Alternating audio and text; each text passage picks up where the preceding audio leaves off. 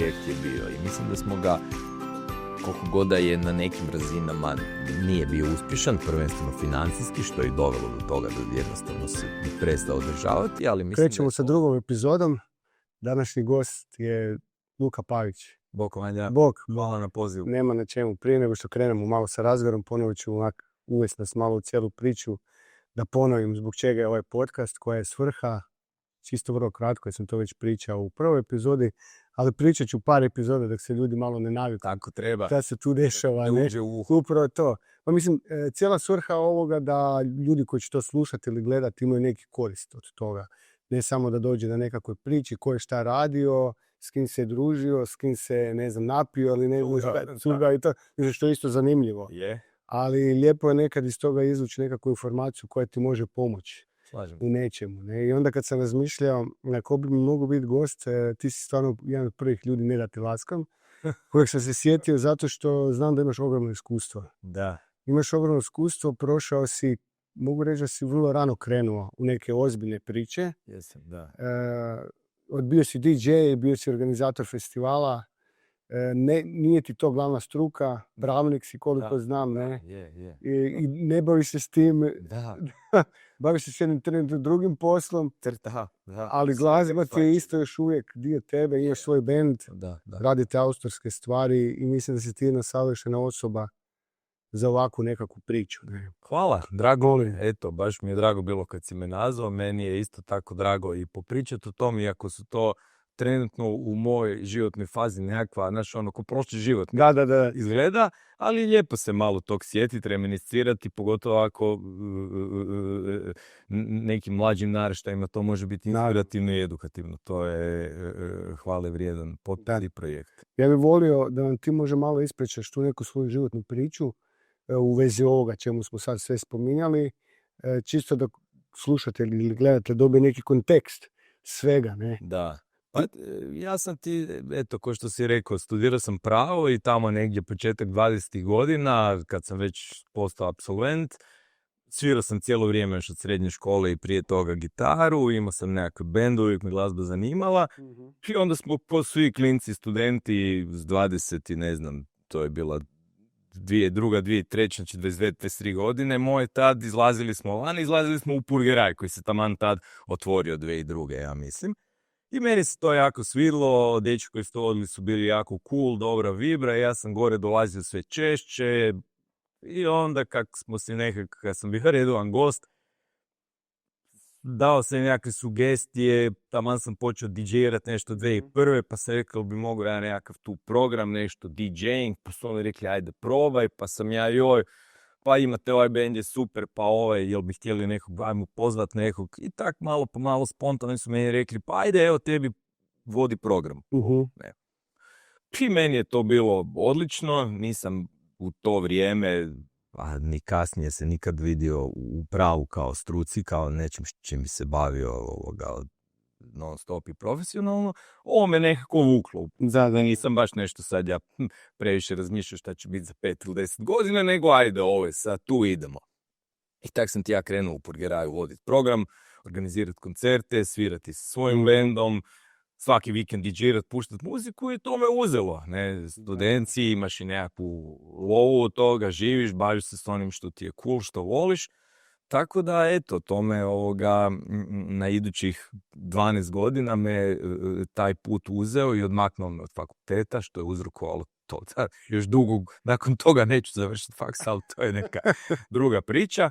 I uglavnom u Purgeraju stvarno ta sredina 2000-ih u Zagrebu nije baš bilo klubova, nije bilo vintage-a i puno toga, bili su Kset, Močvara i to je krasno jedno vrijeme. Da. Gore je dolazilo stvarno jako puno ljudi, Place je bio in, mi smo radili jako raznovrstan i raznolik program, dovodili smo stvarno sve moguće tad bendove koji su bili u Hrvatskoj bitni, jer treba uzeti obzir da smo mi bili prostorno vrlo ograničeni. Ti si unutra kad smo radili koncerte tipa Dino Dvornik, Jinx, TBF, Gled 3, ne znam, a onda smo 200 i nešto ulaznica bi mi mogli prodati za onaj hodnik, iako je tamo 500-600 ljudi stalo na cijelu terasu i sve, ali bilo je to ograničeno veličinom. I nakon negdje tamo već kraj 2000-ih, nakon što smo, sjećam se točno, to je bila možda i prekretnica, radili smo Tita i Tarantulu gore. I to nam se, uglavnom, apetiti su naši rasli, htjeli smo raditi sve veće. Pa dobro, ali bili ste uspješni, ja se sjećam, ja sam predavao gore na Ribnjaku, na Rock Akademiji. Da. Sjećam se svaki put, došao je četvrtak, petak, subota, a to su bile ogromne gužve. Ali velim, nas je zanimalo nastaviti se razvijati i raditi produkcijski zahtjevnije i veće stvari. I zato sam spomenuo Tita i Tarantulu, jer smo u tom času mi shvatili da smo mi tamo došli do plafona. Čisto da objasniš šta može Tito i Tarantula, tko ne zna. Pa Tito i Tarantula su band koji svira jedan psihodelični južnjački blues rock, ali najpoznatiji su jer su se pojavili u filmu Od sumraka do zore, koji u to vrijeme bio strašno poznat. I to je jako cool muza i oni su u to vrijeme bili onako nahajpani u tom nekakvom, naravno manjem krugu ljudi, jedne subkulturi koja je to pratila. Ali ono kad je zanimljivo, mi smo njih bukirali i sad isto tako nismo puno razmišljali, jer obično bendovi koji su gore dolaze u kombijima nekakvima i tako. Ne? I uglavnom ja, ko vođi programa, naravno sam tamo tu večer kad mi trebaju svirati i izađem tamo na Ribnjak, na ulicu, oni trebaju doći, ja gledam dole prema Langom trgu, a dolazi Nightliner. Dakle, autobus, jer su oni na turneji. I ja gledam taj Nightliner i sad normalan kombi uđe unutra, stane ispred kluba, ne. I u tom času ja gledam kako oni dolaze i mislim si jebote koji bog mi radi, šta ću sad, da treba u 10 sekundi smisliti rješenje, gdje ću ga staviti. Ući taj autobus, ući. Padne mi na pamet, gori kod katedrale, još u to vrijeme bilo je, ja mislim, prije renovacije, prostor gdje su se znali i tad parkirati autobusi. I ja njih pošaljem gore i mi onda sa našim malim kedijem od kluba cijelu opremu, backline, sve 10 puta prebacimo, uglavnom da skratim. Sve je to prošlo dobro, međutim mi smo shvatili tada jednostavno je to premalo mjesto i tako je, ne, mi tamo nismo mogli više takve stvari raditi. Onda smo rekli ok, ajmo otvoriti firmu, dakle Hrvoje Goran, vlasnici Purgeraja i ja, i idemo početi raditi koncerte malo veće okolo, po gradu. Međutim, već tad 2009. smo sjedili, točno se sjećam, to je bila jedna jesen, 9. mjesec, sjedili smo nas trojice na terasi i pričali smo kako bi htjeli napraviti nekakav festival na moru. Jer mi smo tad već radili festival Parking Zagrebu, suradnji s Centrom Mladim Ribnjak, to je bio prvi takav festival u parku Ribnjak, danas postoji i taj park je, hvala Bogu, živio, ali mi smo ga pokrenuli i vani smo imali taj open air stage, to je krasno bilo krcati ljudi, nam se jako svidjela ta vibra open air festivala i ta nekakva energija koja se na takvom mjestu može stvoriti i onda smo pričali, ajmo napraviti jedan festival. U to vrijeme u Zagrebu je bio i music, ali na moru ti nisi imao da open air rock. Tog nije bilo. Znaš, bilo je hrpa elektronskih festivala, Tisno, Garden, svega i svačega, ali baš pravog sviračkog rock festivala, iako naravno nije na Teraneu bila samo rock glazba, ali open air festival, toga nije bilo. Ne? I mi smo rekli, idemo tako nešto pokrenuti, onda spontano smo prvo otvorili firmu, Artim, počeli smo raditi u Zagrebu, Dom sportu, ali Sinjski, tvornica, nekakve manje koncerte, ali u stvari već od te jeseni 2009. smo mi počeli pripremati i graditi priču za ono što je 2011. Pardon, čisto samo da napravim malo drugečiju, vi ste u biti skupili to neko iskustvo u tih par godina prije. Pa je, pazi, imali smo iskustvo, kao što sam rekao, znači mi smo stvarno znali o vođenju kluba, u klubskom programu, sve, jer Purgeraj je bio iznimno uspješan klub i na svim razinama i publika je bila jako šarolika, program je bio dobar i sve, međutim opet, znaš, pričamo o prostoru gdje maksimum može staviti 500 ljudi, dakle, to je jedna razina i ti uopće ne možeš zamisliti neke stvari koje ti se dešavaju na festivalu gdje ti imaš 10, 15, 20 hiljada ljudi. Dakle, to je potpuno neusporedivo i u tom času mi to nismo mogli znati, ali smo imali strašno veliku želju, volju, motivaciju. A pardon, kad je pala odluka da idete tako nešto raditi? U biti rekao si da ste radili već... Sjedili smo u 9. mjesecu vani na terasi Purgeraja i rekli smo ajmo u to jednostavno. I onda smo i otvorili firmu i sad naravno počeli smo, mi već u to vrijeme radili smo nekakve onda malo veće koncerte u Zagrebu, radili smo Tomi Emanuela, recimo malo dvorani Doma sportova, to je bilo zanimljivo, radili smo bili Kobama u Lisinskom I uglavnom nekakve veće stvari gdje onda naravno još ti skupljaš malo iskustva, ali velim, sve to skupa je neusporedivo sa nečim kao što je Terraneo. A i zanimljivo je, dakle, mi smo u stvari te 2009. kad smo rekli idemo raditi festival, plan je bio da prvi Terraneo bude u ljetu 2010. Međutim, mi smo negdje u proljeće te 2010. jednostavno shvatili da nismo spremni. I rekao bi, već tad smo jako zrelu odluku donijeli, rekli smo nećemo raditi prvu godinu pod mus, hoćemo da prva ne bude prva koja se baca u vodu, nego da prva stvarno bude odlična. I rađe ćemo onda preskočiti u 2010.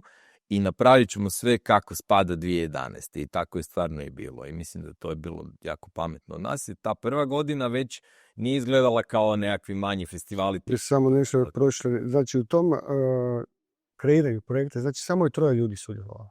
Znači projekt je krenuo od nas trojice, Goran, Hrvoje i ja. Da. I dakle mi smo ga radili sami 6 mjeseci da bi negdje u proljeće shvatili u principu da, jer mi smo jako ozbiljno tom pristupili, mi smo to strukturirali kao organizaciju, podijelili smo na sektore ko šta radi, onako vrlo ozbiljno od početka. Bili smo svjesni da je jako dobra organizacija i podjela iznutra vrlo bitna, jer smo bili svjesni da će to narast, tako da onda kasnije možemo s tim upravljati. Još jedno pitanje, kad ste to planirali, da li ste već znali od naprijed koja će vam biti veličina festivala ili se to samo od sebe desio taj neki Pa ne, nismo mi znali koliko će se karata. Ne mislim to, nego ono, izvođači... Znali smo da hoćemo imati festival koji ima nekoliko stage-ova i koji ima izvođače tad u rangu od nekakvih 50-100.000 eura. Dakle, nekakve nije malo izvođače, jel? I negdje u proljeće 2010. se onda shvatili smo da nam u stvari fali, bili smo manjkavi u realizaciji glazbenog programa. Dakle, naši kontakti su bili ipak lokalne prirode, jer većina bendova u Purgeraju su bili domaći ili strani, ali manji. A znali smo da nam za Terraneo trebaju veliki bendovi poznati i da nam treba neka osoba koja ima uopće kontakt sa bukerima, koja može doći do agencija koje zastupaju velike izvođače i velike bende. Nije to tako jednostavno. Ne možeš ti sad samo poslati mailu, Boris, i nekog bukirati. Jel? I u to vrijeme smo onda, ne znam, mislim da sam ja pročitao negdje intervju sa Matim Škugorom i mislim da je on tad rekao da razmišlja pokrenuti nekakav festival negdje na moru. Ili mislim tad već da je rekao jer je on iz Šibenika. Ne? I to je bilo neki proljeće 2010. Obzirom smo mi već tad imali potvrđeno Šibenik kao lokaciju, mi smo nazvali Matu, ispričali smo mu svoju priču i rekli smo, gle, mi smo već dole, festival je već i u zamahu, lokacija je s gradom dogovorena, imamo ime i sve, iako na vanju što ništa nije bilo komunicirano, znači mi smo to tih nekoliko mjeseci u čahuri interno u firmi, u Artimu smo to razvijali. I rekli smo mu, gle, nema smisla da se rade 2 paralelne priče, dođi s nama u našu priču, bit ćeš ovako i onako, imat ćeš odrešene ruke u programu, ono što najbolje radiš, što najviše voliš. I on je rekao, nema problema, to je kliknulo vrlo brzo, tako da je onda on postao dio tima, četvrti, i tako se to nastavilo dalje. A zašto ste ciljali Šibenik? Da li je to se desilo zbog nekakvih stvari putem u razvoju ili ste odmah znali, to nam je nešto... Nama je bilo ovako, znači znali smo da lokacija mora biti ta srednja ili sjeverna Dalmacija. Znači znali smo da ne želimo Istru, htjeli smo da to bude negdje, kolokvijalno rečeno, u sredini, geografski gledajući. Tako da bude svima iz Hrvatske blizu, znali smo da mora biti prometno dobro povezano. Nismo htjeli ići u Split, zbog toga jer je on grad veliko, ima već festivale, događaje.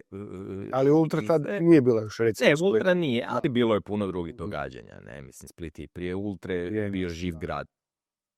Tako da u principu vrlo brzo smo mi suzili taj izbor na Zadar i Šibenik. I nismo u tom času kad smo u firmi gledali, kad smo radili, pripremali taj pitch i raspisivali projekt, nismo znali koji grad, ali smo znali da bi htjeli da bude jedan od ta dva. I rekli smo, gle, idemo dole, idemo se najaviti gradskim upravama oba dva grada, idemo otići, idemo držati prezentaciju, pa ćemo vidjeti koja vrata će se otvoriti. I upravo tako, otišli smo prvo u Zadar, došli smo tamo, oni su nas fino uredno primili, mi smo im isprezentirali sve. Oni su na kraju sastanka rekli, što je nama bilo očekivano, super, zanimljiva ideja, javit ćemo vam se kroz neko vrijeme, jer ono što smo mi na tom prvom sastanku tražili, što nam je ključno bilo, to smo znali u početku da je to najbitnija stvar za riješiti sa gradom, je lokacija. Znači, lokacija mora biti prava. Nismo znali ni kakva je to, ni šta to znači, ali smo znali da kad je vidimo da ćemo znati. Da je to. Da. I oni u Zadru su rekli, javit ćemo vam se, i nama je to bilo normalno, ok, ljudi moraju razmisliti, s tim da i Zadar u to vrijeme ima događanja nekakvih, ima festivala i sve, dakle, nekako življe od Šibenika, i dan poslije smo išli u Šibenik na sastanak, ili čak isti dan, ne, mislim da je bio dan poslije. I isto tako, opet došli smo u Šibenik, opet dobar dan, sjede gradonačelnik, dva gradonačelnika, mi opet cijelu svoju priču ispričamo, isprezentiramo. Međutim, njihova reakcija u Šibeniku je drukčija. Njihova reakcija nije, hvala lijepo, javit ćemo se za tjedan dana, nego dobro, dečki, idemo sad dole na parking, sjest ćemo u auto, pa ćemo se tići malo provozati. Dogradonačelnik Franko Vidović, operativno vrlo bitan za to da se Terane prvi desio. I mi sad, ok, naš malo onako zbunjeni, iznenađeni, ali osjećamo da je to. Poslije skužiš da ti takav partner treba, ne. I oni nas odvezu dole, mi sjednemo u službena dva auta i 10 minuta vožnje, vojarna Briberski Knezovi, uđemo unutra, dođemo na sred vojarne, ne znam si bio možda tamo. Prolazi tamo, da. I mi stanemo, izađemo van, oni ovako izađu, ja mislim da je baš Franko bio, kaže, evo, je li ovo dobra lokacija? Sad mi se gledamo, i onak, ti znaš u tom času da je to. Ne, jednostavno, mi smo rekli da, evo, mi smo na pravom mjestu. Tako da, velim, nema tu puno nekakvih, jednostavno ti vidiš kad je neko toliko spreman stati iza toga da neće puno razmišljati. Nama je u tom času takav partner trebao. Dakle, oni su tu i oni će napraviti sve što treba da se to desi. Njima ta priča treba, oni su to odmah prepoznali i to su pokazali na način da nema tu puno priče i razmišljanja, nego evo, je li to? Je to i idemo, od sutra krećemo raditi. Tako da, ja bih rekao, u času kad smo došli na tu lokaciju i kad smo to potvrdili, onda u principu je taj Teraneo počeo u našim glavama poprimati nekakve prve pojavne oblike. Lijepo. Da. I šta je idući korak koji vam je bio? Znači, sve ste manje više vidjeli ste da je to. Morali ste vjerojatno krenuti u nekakav deal sa gradom gdje ste dogovarali odnose, šta će ko, ili ste vi znali s gradom puno. Mislim, vi ste dobili lokaciju, šta? Sve je ostalo na vama? Pa u principu da, pazi, mi smo dobili od grada sve što smo tražili. Mi grad nikad nismo lovu tražili, jer smo bili svjesni da to nije dobar pristup. Dođeš i sad, mislim, ako imaju lovu, onda mogu i sami nešto napraviti. Mislim, karikiram, nije to baš toliko jednostavno, ali bilo nam je jasno u početku da financiranje i svega mora biti naša priča. Time pokazujemo koliko smo ozbiljni. Od grada tražimo puno drugih stvari koje možda nisu lova, ali preračuna to jesu, oni nam to mogu dati. To je infrastruktura, gradske službe, dozvole, dakle jako puno stvari administrativne, operativne koje su nam one dali. Komunalije, sve. Tako je, koje su nam strašno pomogle. Tako da velim, mi smo se tu vrlo brzo s njima dogovorili. Rekli smo, treba nam to i to. I oni su stvarno stali iza toga i sve što je trebalo, oni su nam tu pomogli. Tako da velim, nije sa gradom tu bilo nekakvih, nije to nešto predugo. Ali vrlo je to išlo sve brzo i prirodno. Nama idući korak bio interno da mi napravimo line-up. Ne? I u to vrijeme kad je došao onda Mate, to je bilo proljeće, kasnijih godina skuži da je to kasno. Ti krećeš raditi festivalski line-up u jesen, zimu ove godine, sad, dakle, za iduće ljeto, a ne u 3., 4. mjesecu. Jasno, da. Tako da, u principu, onda mi smo kroz to proljeće 2010. počeli smo i jednostavno postalo nam je jasno da smo tu, da to neće ići i u principu onda prva velika prvi nekakav problem koji nam se tad čini je sad, treba doći gradu i treba reći da ništa od toga ove godine. Nismo znali kako će reagirati, nismo sve što dobro poznavali i nismo htjeli ispast neozbiljni, da pričamo nešto što ne možemo isporučiti. Međutim, oni su jako dobro reagirali. Mi smo to argumentirali kako treba i oni su očito, mislim, imali su povjerenja u nas i vidjeli su da smo ozbiljni, da se ne igramo i da stvarno hoćemo da to bude kako treba i da ne želimo napraviti ofrlje tu prvu godinu. Tako da oni su stali iza nas, rekli su nema problema, evo iduće godine sve što smo se dogovorili. I tako da smo mi onda u principu, tako da se ta 2011. prva godina Terranea u principu pripremala skoro pa 2 godine. Yeah. I zato je ispala stvarno jako, jako dobro mnogim ljudima koji su bili najdraže od 3 koliko je Terraneo trajao. Ne? Tako da... A daj mi reci, kada ste radili taj projekt, kako ste smišljali financijsku stranu? Da li ste računali na sponzore, računali na prodaju karata? Ti imaš nekako, ti prihodi su strukturirani u 3 nekakve osnovne cjeline. To je s jedne strane prihod od sponzora, druga stvar je prihod od ulaznica i treća stvar je zarada na samoj lokaciji od ugostiteljstva. Merch, sve, ne. Iako pogotovo u prvoj godini nećeš sad očekivati baš puno nešto od mercha, jer misliš da si nepoznat, iako već taj prvi Terraneo je bio toliko nahajpan mjesecima prije, da, ali tako da, to je bila nekakva osnovna struktura i sad, naravno, dakle, radiš s jedne strane budžet, gledaš koliko su ti troškovi, s druge strane projiciraš nekakav broj karata, pričaš paralelno s sponzorima, vidiš kako oni dišu, koliko bi mogao dobiti od njih, tako da stvoriš si u ogromnim Excelicama nekakav budžet i pokušavaš se onda držati unutar njega i pokušavaš onda sve te prihode koje si projicirao ostvariti, što se naravno nikad ne desi u prvoj godini, a poslije naučiš niti u drugoj, trećoj, obično festivalima 5 godina treba da naprave taj break even, da budu na nuli, dakle to je konstantno ulaganje u početku. Samo prošljate prekid, ono što si malo prije spomenuo, samo da spomenem ponovo. Kako to da je taj Terraneo postao jedanput toliko poznat? Mislim, ja se sjećam, ja nisam pratio previše tu scenu, zašto sam bio u nekim drugim krugovima i to, ali ja mislim da su u Hrvatskoj svi znali za Terraneo. Znači, i u Istri su se dešavali neki festivali, ali više je bila neka zatvoreni krug, ajmo reći, ljudi koji su slušali tu, a za Terraneo su svi, ja mislim, znali. Šta se tu desilo? Pa ne znam šta ti rekao, nije to, mislim, ja bih rekao ovako vrlo jednostavno. Mi smo taj festival napravili organski, bez nekakvih predmišlja financijskih, dakle nije poanta bila raditi nešto ogromno megalomanski da bi sad postao popularan, nije bila poanta namlatiti se love, jer nam je bilo jasno da nećeš od tog se obogatiti. Nego jednostavno htjeli smo napraviti veliki festival sa super bendovima, sa dobrom vibrom i preseliti na kraju krajeva i tu vibru iz Purgera, koja je uvijek bila dobra. Purgera je bio poznat po tom što si mogao doći iz koje god subkulture hoćeš, obučeno ovako i onako i uvijek je bilo opušteno i sve. Tako da htjeli smo to prenijeti dole na more i eto, od početka sa reci. Znaš zašto to spominjem, čisto da shvatiš moju poantu. Danas se uglavnom misli da bez društvenih mreža ne možeš više ništa.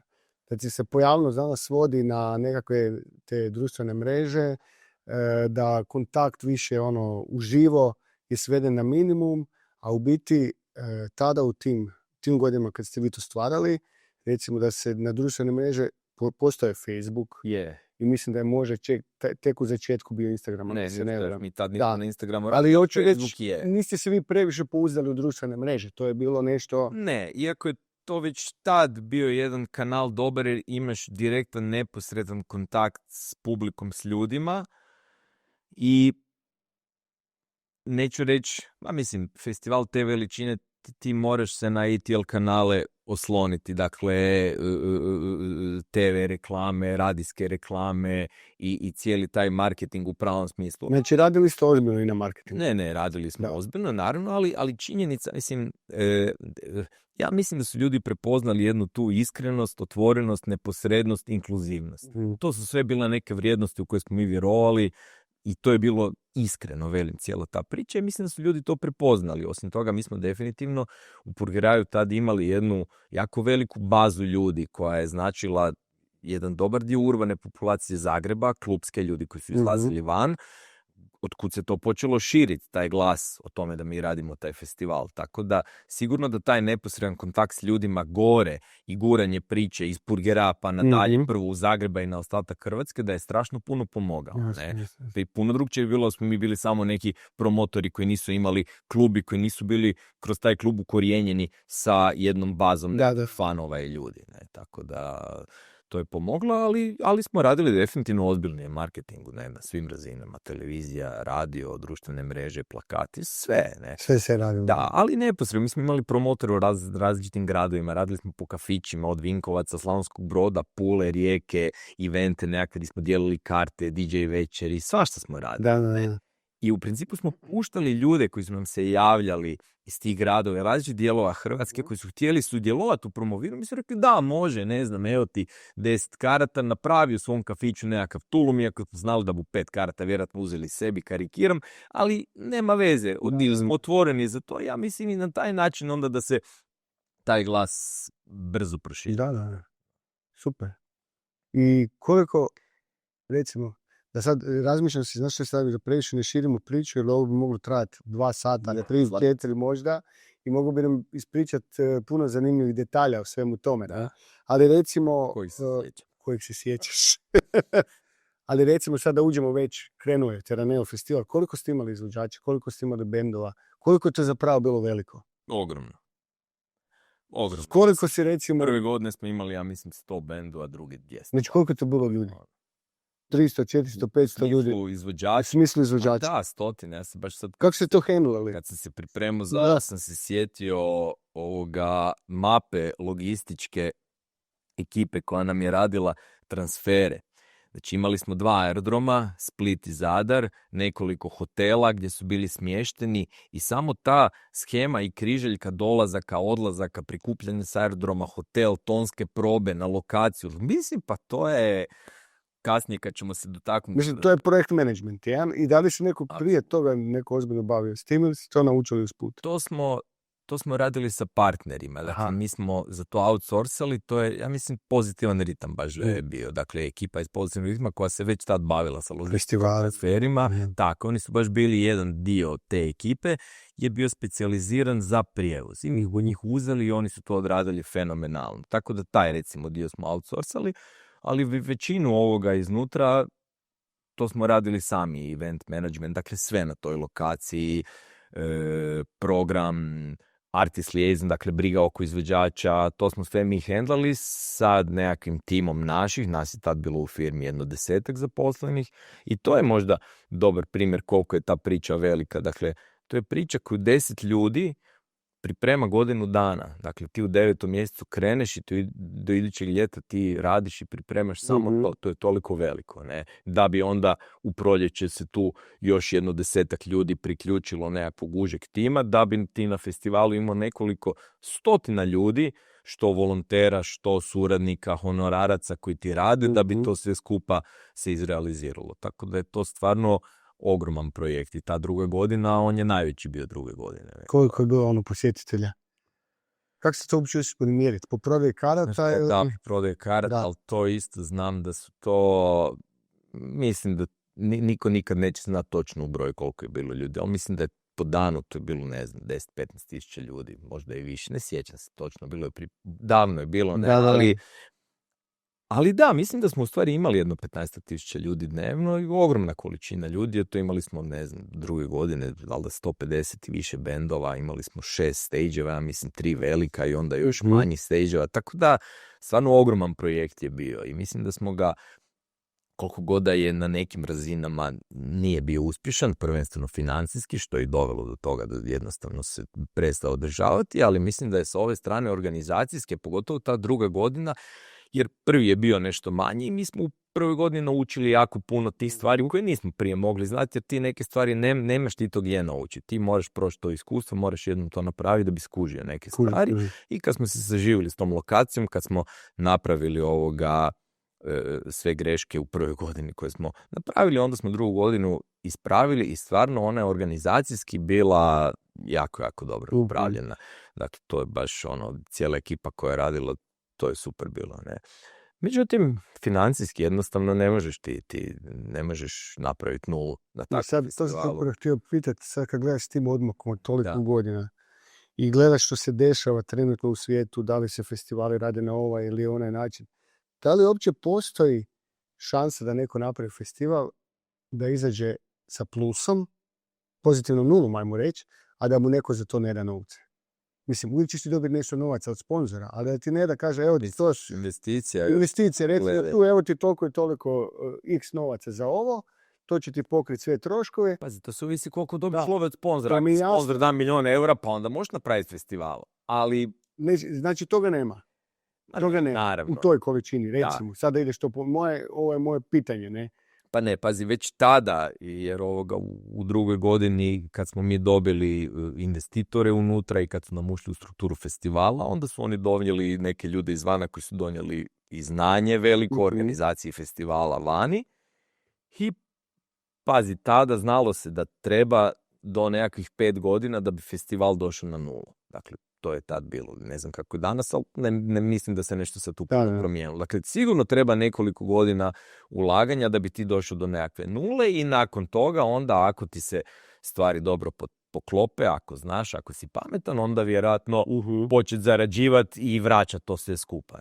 Ne znam jer se nama to, mi nismo došli do faze da smo zarađivali, ali Htio bi možda ljudima koji ovo slušaju, koji su relativno mladi, pojasniti da festival kada ga ideš raditi, nemaš znaš, sad si ti napravio kuću, izgradio si kuću, pa će sad tebi ponovo dolazi produkcija tehnička koju moraš platiti. Ti eventualno možeš iskoristiti neku zgradu koju si pripremio za nešto, ali ti ispočetka radiš sve, osim što si napravio neku pojavnost u svijetu. Dobro, možda ako si na istoj lokaciji, možda infrastrukturno ipak neke stvari koje si prve godine riješio. Ne, ali slažem se, pazi, od ograde i svega ti moraš nanovo stavljati. Tako da možda više u prvoj godini možeš naučiti i kroz nekakve propuste možeš vidjeti gdje ti je lova iscurila, što možda možeš bolje i pametnije napraviti, optimizirati, kako možda možeš kroz ugostiteljstvo zaraditi više novaca. Dakle, neke stvari možeš naučiti da bi onda u kasnijim godinama bio pametniji, ali slažem se.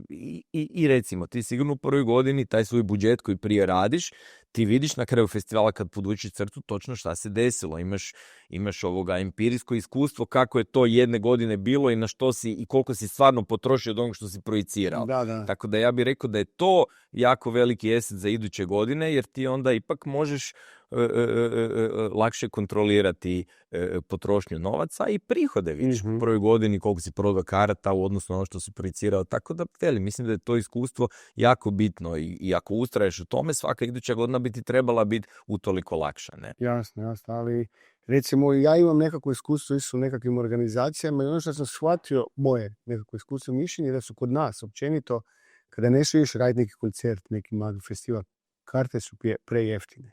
Apsolutno. Znači ti sa kartom praktički možeš ti tu nešto zaraditi, neću reći da ne možeš, ali to si stalno si na nekakvim u poziciji da ne znaš šta će se desiti. Ne? Mi smo imali taj problem, mi smo recimo u drugoj godini imali Ruce, koji sviraju, ne znam, prije toga Primaveru u Barceloni i oni koštaju koliko koštaju. Njih Barcelona plati isto koji Terraneo. A karta tamo je 300 eura festivalska, a mi kad smo htjeli staviti 100 eura, mi su se kobu dali 100 eura za festivalsku kartu. Karikiram, velim, ali tu negdje su bili iznosi. Tako da, to je jako veliki problem. Ti hoćeš dovesti velike bendove koji imaju svoju cijenu, a pogotovo u to vrijeme u Hrvatskoj, dakle govorimo o 2011. ti kartu nisi mogao naplatiti ni blizu kao nekakvi festivali.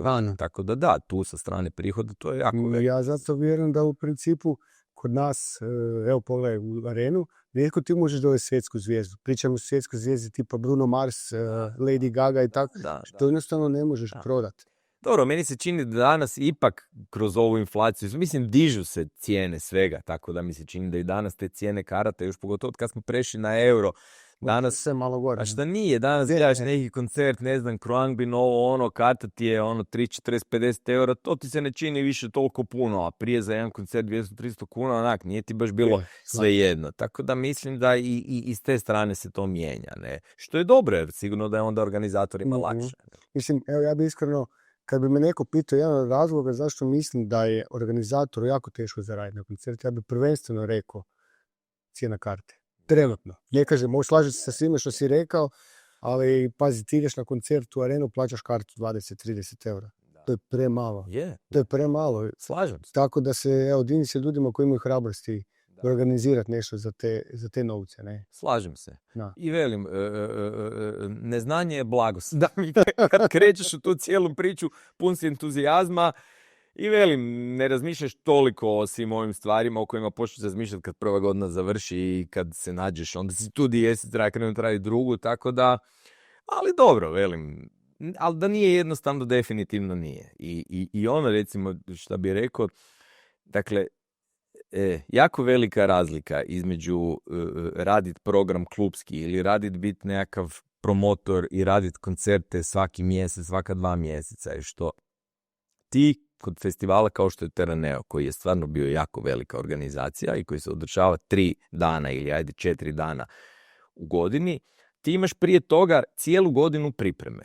Dakle, ti pripremaš da bi sva ta uložena energija, trud, znoj, suze, sve, da ne velim, sve kužiš, sve se fokusira u ta 3 dana. Zamisli koja količina pražnjenja na svim razinama energetskog, emotivnog, fizičkog, psihičkog je da ti sve što si godinu dana pripremao sad moraš izrealizirati u ta 3 dana i nema ovoga, nemaš drugu neku šansu. Znači u klubu radiš koncert, danas ne prođe dobro, idući tjedan je opet koncert i tako tjedan za tjedan. Neke krivo napraviš, ispraviš. Imaš vrlo brzo priliku za napraviti nešto ponovo. Ovdje toga nema, ovdje imaš taj jedan put i moraš to napraviti najbolje moguće. Tako da o tom možda ljudi ne razmišljaju. Ne, mi smo to na vlastitom iskustvu imali, jer smo prije radili posao slični promotorski, ali drugačije dinamike, koja je bila puno češća. Tako da to je nešto što jako iscrpi čovjeka. Ne? I ono što je najgore, onda ti festival završi, ti si mrtav doslovno, jer ti tamo za vrijeme festivala malte ne spavaš. Mislim, to je strah. Opće si nesvjestan u momentima što se zbiva i onda to sve završi i sad većina ljudi ode, odmor, ono, a ti, pogotovo nas nekoliko u najvišoj strukturi, nema, tebi onda administracija, računi, plaćanja. Dakle, ti još mjesec dana imaš hrpetinu posla koji moraš napraviti da bi onda u nekakvom 9. mjesecu konačno malo ohanuo, sad stanje računa je takvo kakvo je, o tom ne govorim, i u principu već moraš početi raditi iduću godinu. Tako da s te strane je... A sad mi reći, spomenuo si da nije baš bio neki financijski uspjeh, nećemo previše dirati u te rane, nego kako ste razmišljali, recimo znali ste prve godine bilo ovo, financijske druge godine bilo ovo, i ipak se išlo dalje i dalje. Što se dalje, jer smo u drugoj godini doveli investitore. Ne? Dakle, došli su investitori. To su bili jedni ozbiljni investitori? Da, to su bili ozbiljni investitori koji su to se povezivalo. Nije to bio MTV. To su bili ljudi koji su bili i vlasnici MTV-a. Dakle, MTV je samo bio jedan brand kao što je bio onda i Terraneo. Jel?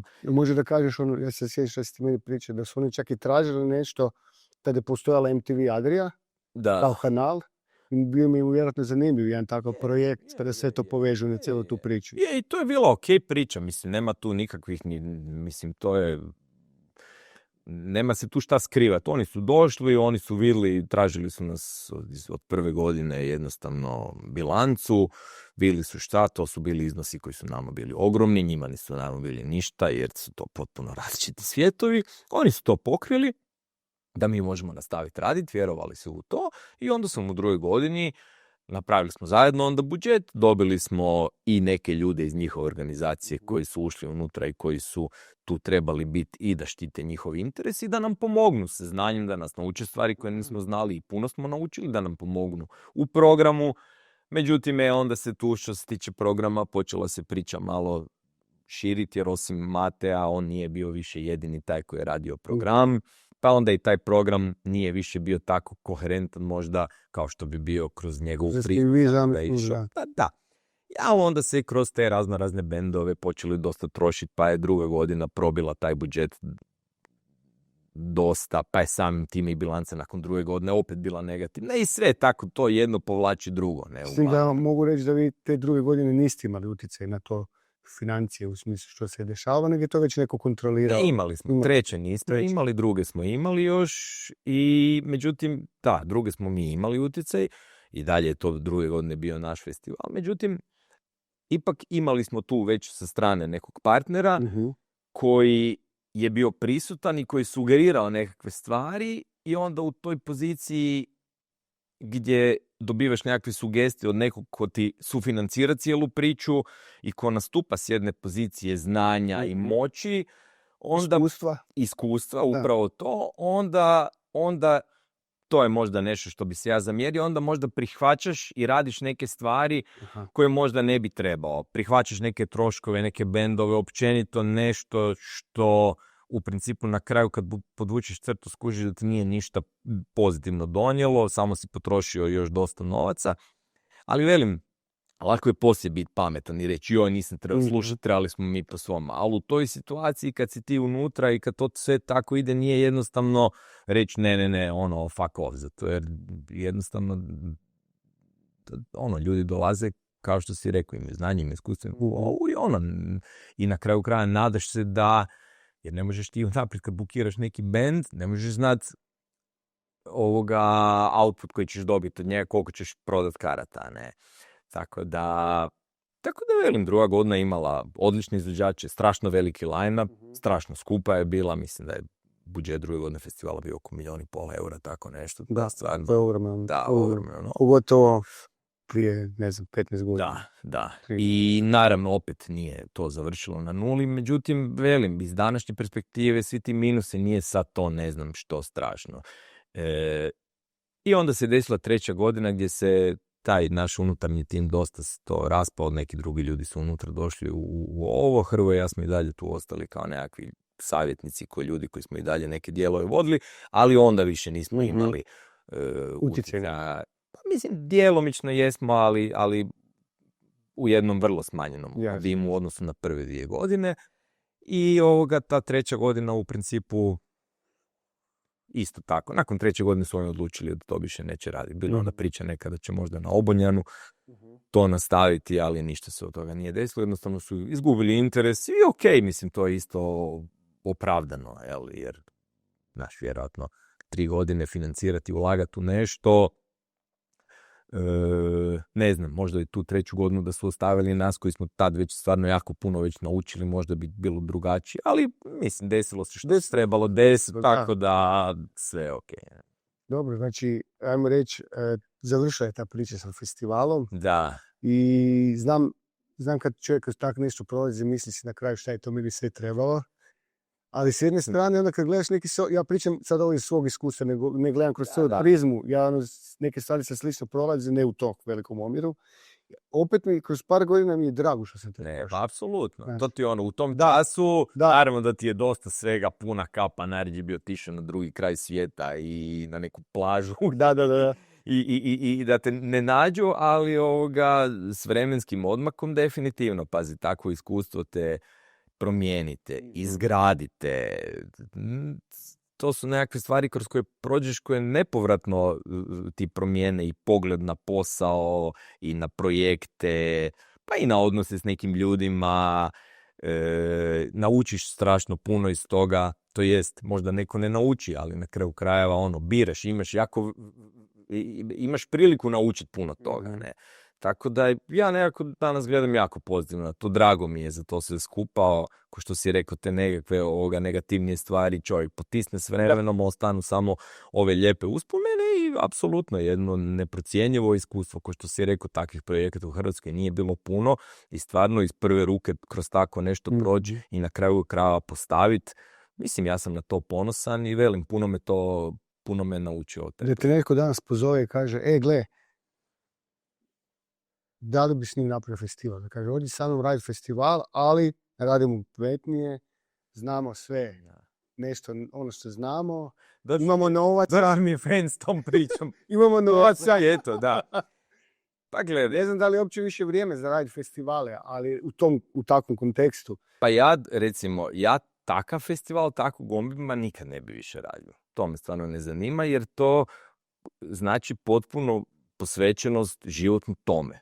Dakle, sve drugo ti je sekundarno. To radiš maltene non stop cijelu godinu i jednostavno to je nekakvo ulaganje na koje ja danas više nisam spreman. Jer znaš, i kroz to dešavaju ti se svakakve stvari. Mi kad smo to krenuli, ja sam bio klinac, nisam klinac. Uz današnje možda perspektive, imao sam nepunih 30 godina, nisam imao djecu. I tu ti je, meni se 2012. neposredno prije drugog teranea rodio mi se prvi sin i te stvari ti počnu mijenjati onda. Drugčije počneš gledati na stvari, drugčije onak na sve. Jasno. I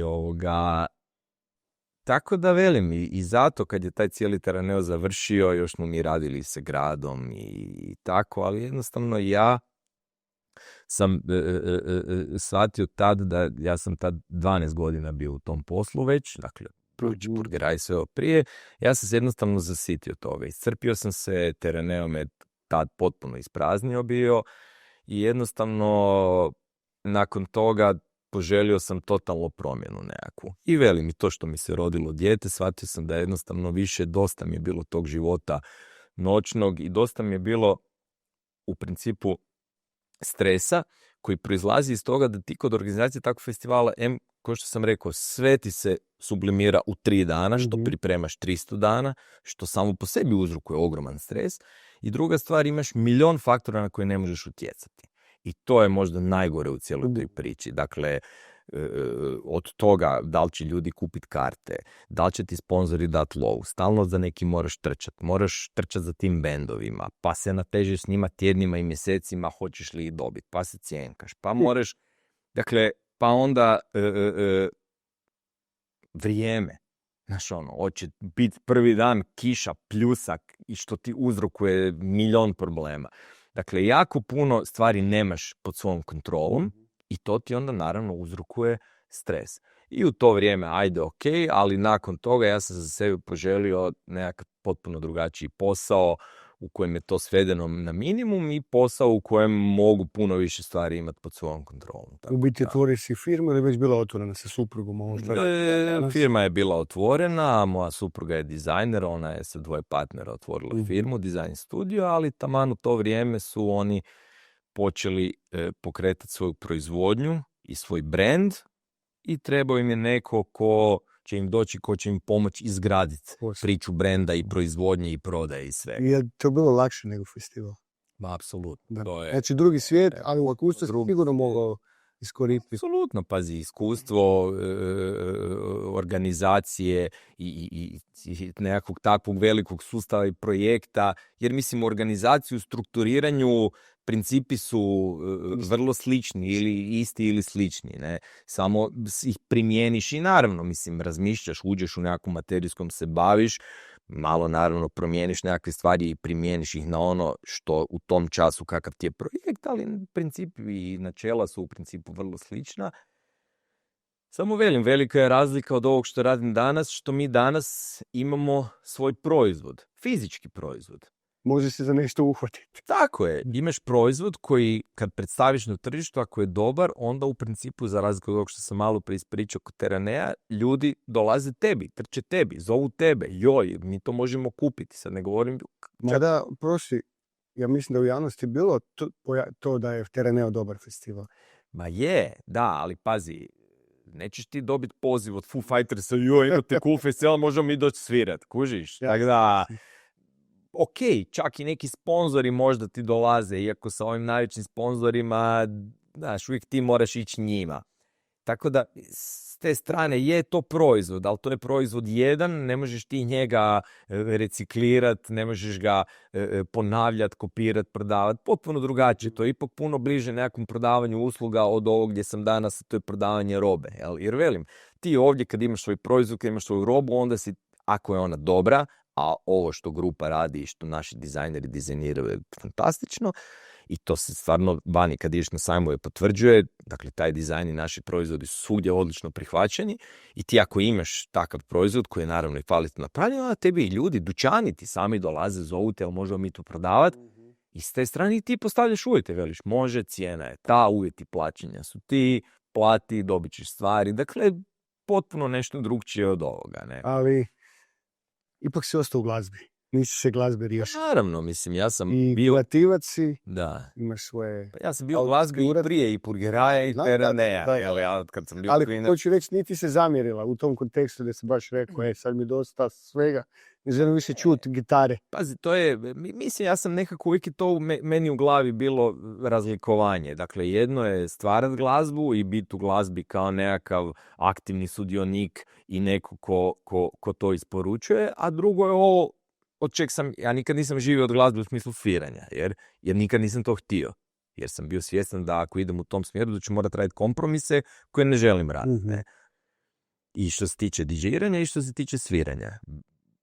A živio sam od organizacije, dakle to je bio project management, event management, marketing, prodaja, tako da velim, ja sam se tog dijela malo zamorio i tog što ipak ti kad si u tome, pogotovo klub, ma i festivali, ti koncerti, ti moraš stalno biti u tom tim, to je večernji, to je noćni posao, jedna dinamika životna je potpuno drugačija od nekakvog uredskog načina funkcioniranja i u to vrijeme meni to pasalo, bilo je fenomenalno, ali što si stariji, dobiješ djecu i sve, znaš, hoćeš biti doma na večer, pogledat film, hoćeš se za vikend odmorit i jednostavno želiš malo nekakvu normalnu i mirnu dinamiku u svom životu nego ovo. Tako da, s te strane, bavljenje glazbom u smislu organizacije i tog sam se bio zasitio, ali svirenja i toga nikad, vjerojatno niću se ikad zasititi. To mi je hobi jer ne možeš, ja ne živim od toga, ali to je nešto što radim s guštom i što ću uvijek raditi.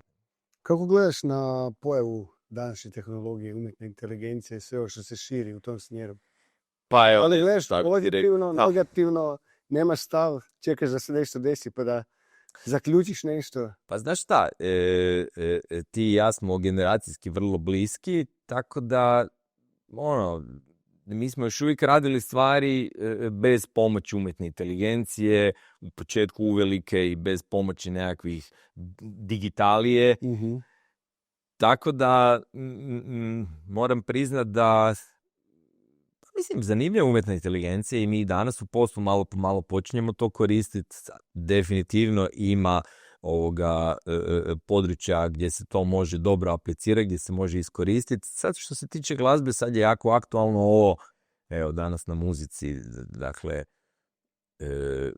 umjetna inteligencija radi glazbu i ne možeš više prepoznati i razgovarati pjesmu koju je napravio AI od pjesme koju je napravio nekakav band. I sad, je li to dobro ili nije? Evo, ne znam iskreno šta bi ti rekao.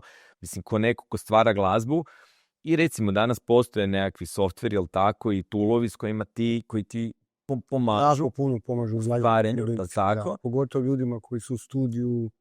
Da. I ubrzava im proces rada strašno. I s te strane je meni to odlično, jel tako? Mislim, pa ti već i prije, ti u ovim softverima Logic ili koji već imaš ovog bubnjara, pa mu ti staviš sve malo gušće, ovo odrediš mu nekakve stvari, to je u principu, jel tako, već AI. Da. Tako da s te strane je dobro, s druge strane sad da li ćeš ti nekom da ti harmonizira nešto, da ti ili na tvoje harme da ti napravi neku melodiju, pa mislim, ako to radiš, onda to više nije tvoja stvar i nije tvoj izražavanje. Da, slušao neka predavanje nekih stručnjaka koji su razvijali te softvere koji rade glazbu i to.